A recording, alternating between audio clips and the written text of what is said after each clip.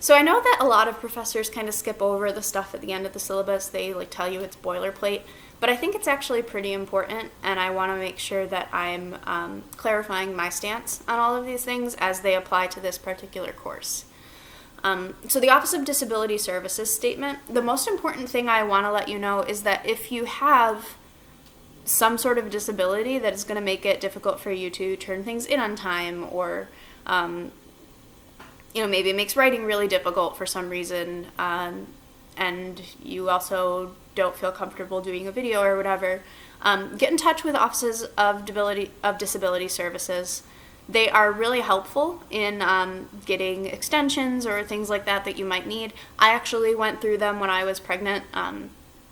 They helped me get extensions at the end of the semester because my son was due right at the middle of April when everything was going crazy.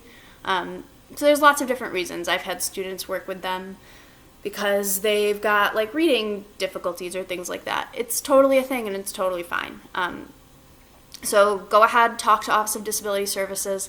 I can't really make exceptions though unless you do that.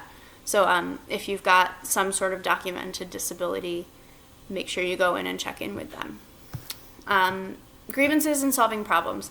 Fortunately, this has not happened to me. I've never had to deal with this, but there's a first time for everything, and I'm hoping it's not this semester.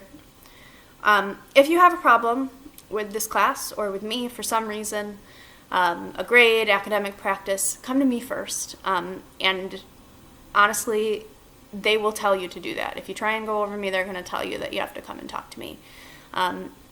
If necessary, we can then take it up with the chairperson, college dean, provost, in that order.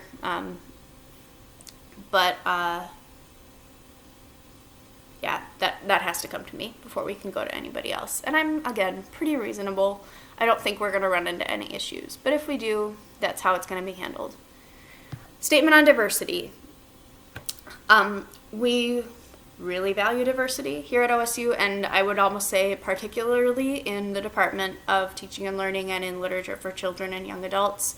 I've really tried to make sure that this course reflects the importance of diverse literature and multicultural literature, and we're going to talk about that more. But I also want to make it clear that that extends to the way we talk to each other in this class. Discrimination is not going to be tolerated. I will be very upset if I see any sort of slurs or hate speech happening in our discussion boards, and that will be taken immediately to higher-ups. That I take that very, very seriously. So I want to make sure you know that you can come to me if something's going on.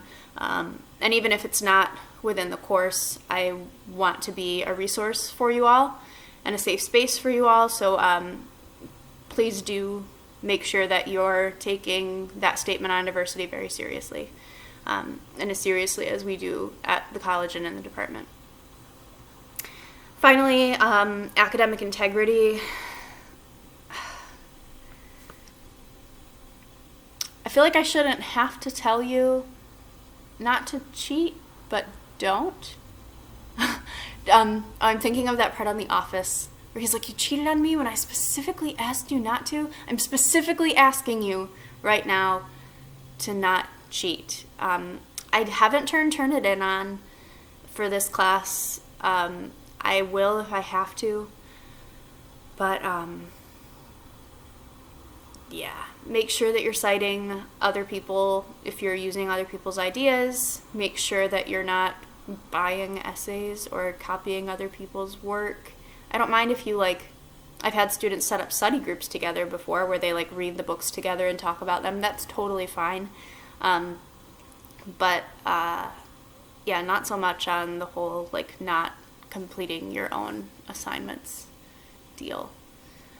Again, I don't really feel like I should have to say this, and I don't really want to talk about it anymore. So that's sort of the gist of that, I guess. You can always reach out to me if you have questions on what academic misconduct looks like, but I would just try and play it safe.